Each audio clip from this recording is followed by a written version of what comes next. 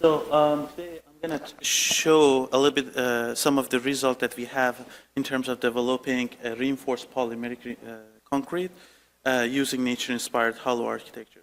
As you know, concrete is a quasi-brittle material, so I don't want to go into that, but what we do normally, we add reinforcement to that, right? And normally we do have longitudinal reinforcement. This is like a mechanics of materials types of design.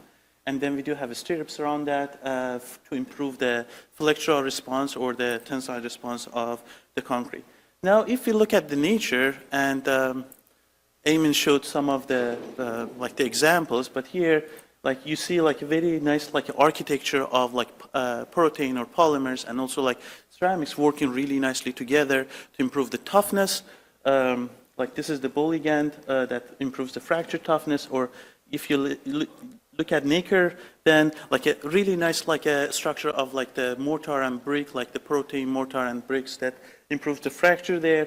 Or if you look at the honeycomb, that improves the sandwich effect and the compressive strength. But what I'm going to mainly focus today, it's mainly what we see in trees or plant stems, the tubular structure that we see, because normally, what we have in trees, that they are tall structures, and they can withstand really a high, a flexural load coming from wind or other things.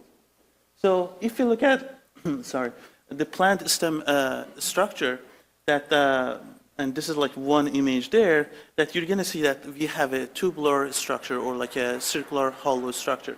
And if you look at the inside of those tubular structure, you will have a secondary tubular structure or hollow structures.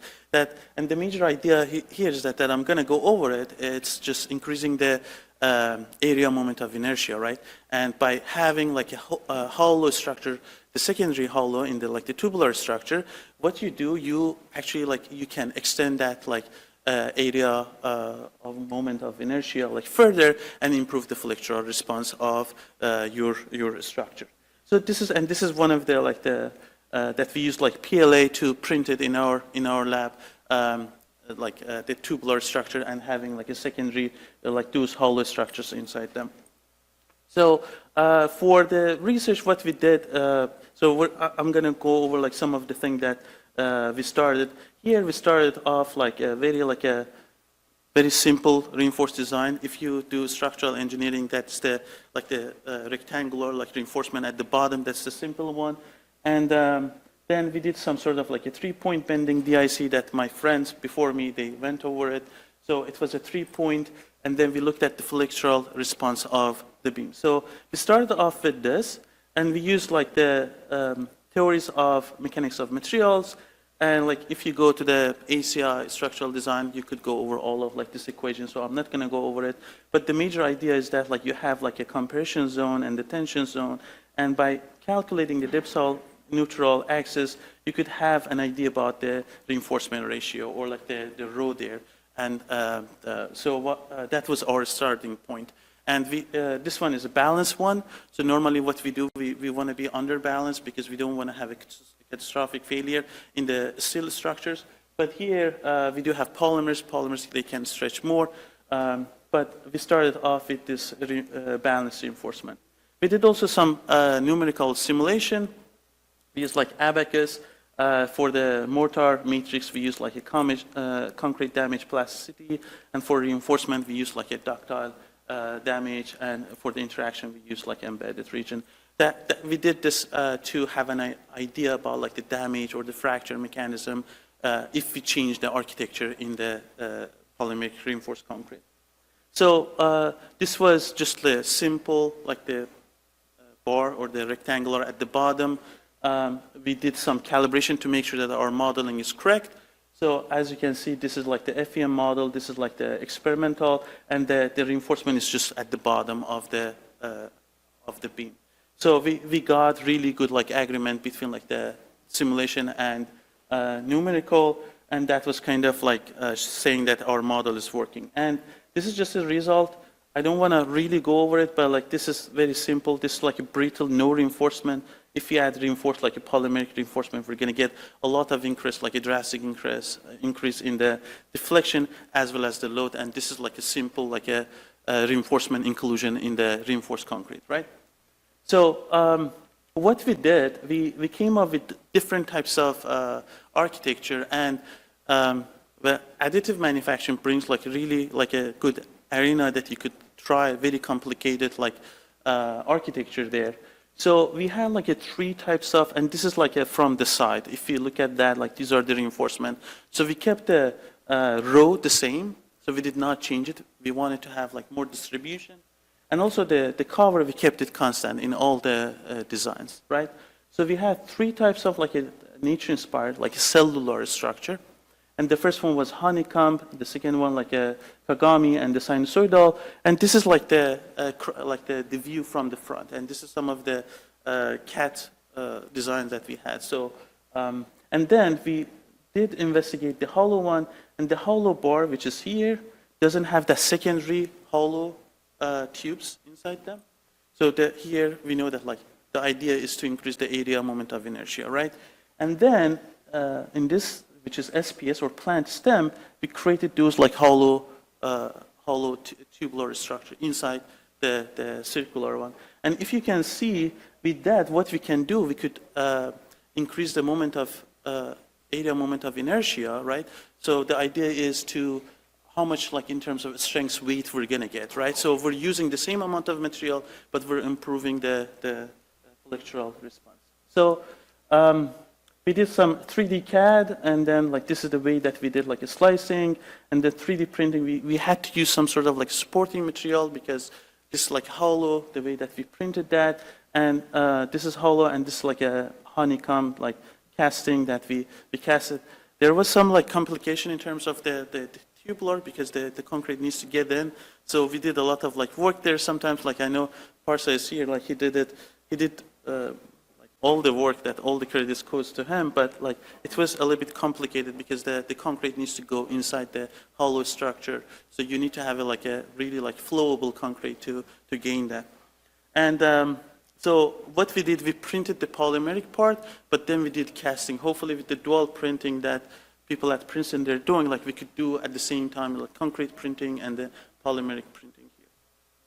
So if we look at the modulus of rupture as a function of toughness, what was interesting that this is plain, almost we get no toughness. And then if you go to cellular or kagami or like sinusoidal and honeycomb, you could get a really nice like increase in the modulus of rupture and also as well as the toughness, right? If you go to the hollow one, and this is like just the circular one, and then when we go to the plant stem one, we could further increase the toughness as well as the modulus of rupture. So that is something that we learned from this study. So again, I think that like the entire concept is like you have like a limited amount of mass or the surface area of the reinforcement. So by making a circular or like a first level, like a tubular structure, what we're doing, we're actually increasing the area moment of inertia, and that is the major reason behind like this improvement, right? So in this case, with the same amount of mass, we could achieve 10 times more resistance to bending, and this area moment of inertia is the resistance to bending. So now we do have that idea, like getting inspiration from like the hollow structure from the plant stem. So if we incorporate the MOM design, the other concept that we use normally in the structural engineering is to move this reinforcement like away from the neutral axis, right? By moving them, we could increase the area moment of inertia, right? So what will happen in this case, so if you do have again like the same amount of mass, and you move them like away from the neutral axis, you could further improve the bending capacity of the beam. In this case, we could increase it by 15 times, right? So if you look at like the first design, which is the solid, so limited amount of mass or area, so you do a hollow. Now if you incorporate the MOM plus the hollow structure, so you do have like the solid here, right? The reinforcing rebar on the top and the bottom. What will happen if we create them like hollow structures, right? Instead of having a rebar or solid like a bulk one, so you create a hollow like a pipe type of shape for the rebar. So in this case, the amount of area moment of inertia increases by 12.5, which is less than 15. So our initial hypothesis that the bending capacity is going to decrease, right? Because the area moment of inertia is decreasing there, right? And I'm going to show that like this is not the case. Actually, it's going to increase.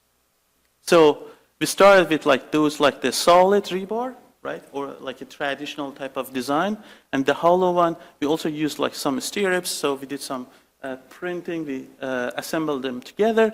So this is the 3-point bending. So if you look at here, this is the load and deflection, and we do have the hollow and solid structure, right? So when you create those rebars on the top and the bottom, and you create, so solid when it's the time that you have 6 rebars, but when you have hollow, it's 6 like tubes or like like the hollow structure there. And as you can see that, like with the solid, if we change it to the hollow, we could further push the load deflection. It's going to improve the overall response. So this is the solid structure. Like we got like a sharp type of like fracture there. But like if you look at the hollow, it was more like a crack propagation. So like that helped a little bit to absorb the energy and increase the load as well as the deformation.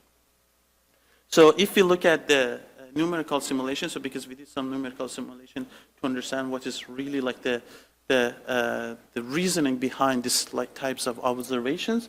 So in terms of the solid one, so this is solid. So what happened that like we got like a stress concentration in reinforcing, and ultimately the reinforcement got ruptured, and then we had a failure in the reinforcement. But what happened in terms of the hollow structure, so we got like a very nice stress propagation, and we did not observe any sort of like failure in the reinforcement. So this is some of the simulation. So so we did lots of like the failure at the interface, and like I'm going to go back to Amir's point that he said that like sometimes you want to like really like that's the interface like helping you. So in terms of plan stem, so what happened that you have more surface area and more like interface between concrete and reinforcement. So interface got engaged, and it helped to alleviate or like absorbs more energy in the system. So, and ultimately we did not see any types of like the reinforcement breakage. We got like a more types of like deformation there. So if you look at the strength versus toughness, so we do have higher area, moment of inertia, and bond stress or the interface, they work together to enhance the flexural properties in hollow structures, and also the synergetic interaction of nature-inspired motifs, which is here, the hollow structure with MOM-based design, helped us to further improve the modulus of rupture and toughness. So if you look at here, this is the plane, this is the cellular structure, and cellular structures are Kagami or like sinusoidal honeycomb. This is like the original, like a traditional MOM-based design that you have reinforcement longitudinal on the top and the bottom. This is the hollow that we tested, just a singular hollow. If we combine the MOM and hollow, this is kind of what we get. And we're gonna like improve the toughness and as well as the modulus of rupture. So it's gonna help us to further improve the bending capacity in the system. So just to sum up my talk today, so the plain concrete is a quasi-brittle material, right? So like we add reinforcement to that, and then MOM, the traditional design is just having a longitudinal types of addition of reinforcement that would improve the flexural behavior. If we go to the nature-inspired and we get some inspiration, and that's going to further improve. If we combine the MOM-based design or engineering plus nature-based design, we could further enhance the bending capacity of the structure. So with that, thank you very much. And if you have any question,